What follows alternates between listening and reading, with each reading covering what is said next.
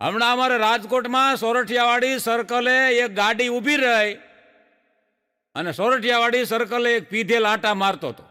હવે ગાડીવાળાને દીવ જવું હતું. પીધેલને બોલાવ્યો. એ કે અહીંયા આવે ભાઈ, અહીંયા હું રે ભાઈ, હું ગામ રે મારું. એ કે ભાઈ દીવ જવું હોય તો કઈ રીતે જવાય? હવે ઓલા જે એડ્રેસ આપ્યું છે એ તમે સાંભળજો. પીધેલે કીધું દીવ જવું છે ભાઈ. હા ભાઈ દીવ જવું છે. રોજ તમને સરનામું આપું. આપને ભાઈ સરનામું પૂછ્યું તને.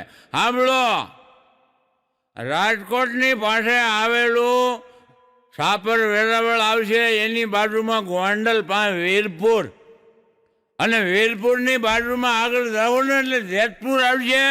જેતપુરથી જુનાગઢ આગળ વંથલીથી કેશોદ. સમજો, કેશોદ પછી તમે સમજો વેરાવળ, અને વેરાવળથી આગળ જાઓ ને એટલે સોમનાથ આવશે, અને એ વટી જાઓ એટલે દેલવાડા થઈને સીધું દીવ આવશે. હા, ઉનાય આવશે. હો, દેલવાડા સીધું ઉના થઈને દેવ. ઓલા ભાઈ કે કેટલી વાર લાગશે? હે ભાઈ, વાર નહીં પૂછોમાં. દીવ રહેવું હોય તો ગમે ત્યાં પૂગી જવાય. 5 કલાક જાતા થાય ને 3 કલાક વળતા થાય.